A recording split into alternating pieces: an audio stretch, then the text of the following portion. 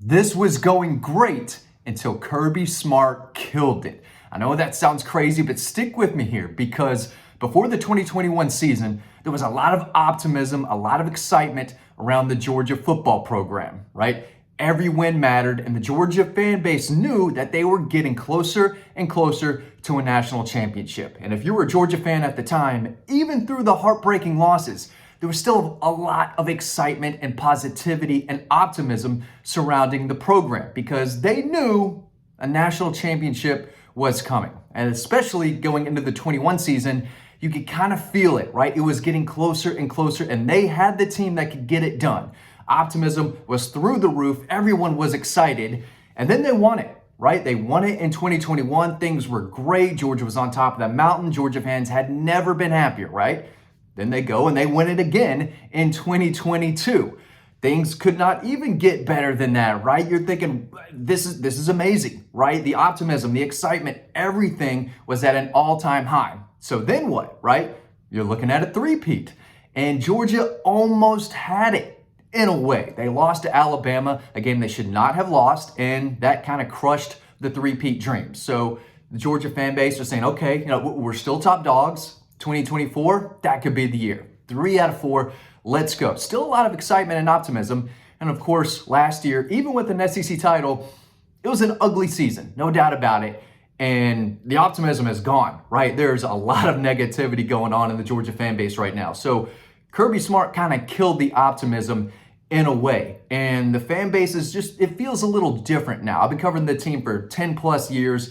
I'm in the press box. I work with Georgia fans over on the website. I know what Georgia fans are wanting and how they feel as much as anyone. And I know the crowds. And the crowds are not as excited anymore. The crowds in Sanford Stadium have been better than they have been in the last 2 years, right? So you could kind of feel the fan base is, a little on edge. They're not sure where the program is going, if it's going to take another step backwards. Is it going to take a big step forward? I think, it's up for debate. But when you win 2 national championships, you're at the top of the mountain and you're thinking, okay, what is there to be optimistic about, right? Everything is negative from that point on, and that's the standard. And to his credit, Kirby Smart got the program to that standard. He spoiled this fan base, which is a good thing, right? You, as a fan, you want to be spoiled. That means your team is winning. That means your team is at the top, right? They're the team to beat.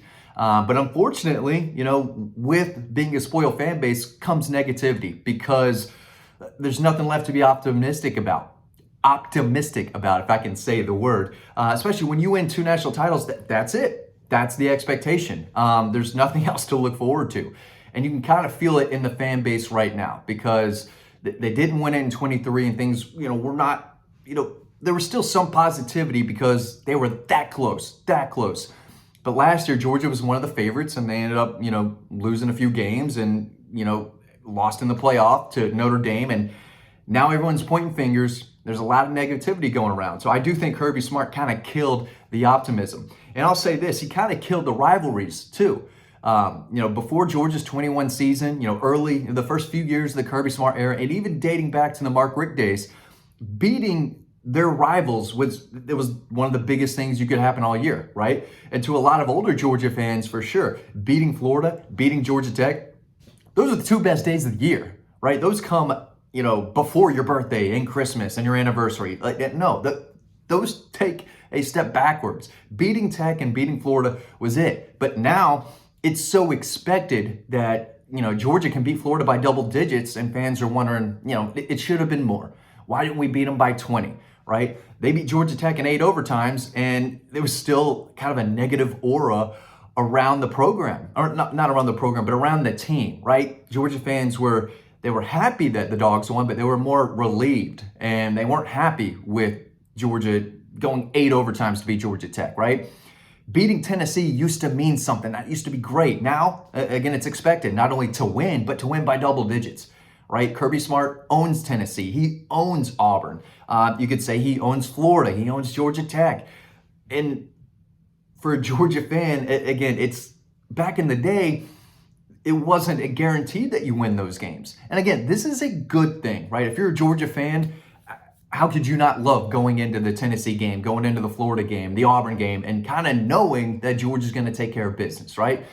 But we've come to a point where if they're not winning by 10 plus, 14 plus, if they're not just crushing them into the ground, it almost feels like a loss in some type of way. And I'm not saying this for every fan, because I think the older Georgia fans, they still cherish all those big wins over those rivals plus Tennessee, right? Because they know they lived that 40 years where there was no national title. We are still in the glory days, the golden era of Georgia football. And I think for some of the younger Georgia fans, some of them that, just started watching Georgia football a few years ago, or didn't really watch during the Mark Richt days, they just started being a fan, they've got this kind of, entitlement going on. And it's something that I feel like needs to change a little bit. But again, it doesn't feel the same when Georgia beats Georgia Tech or when Georgia beats Florida, right?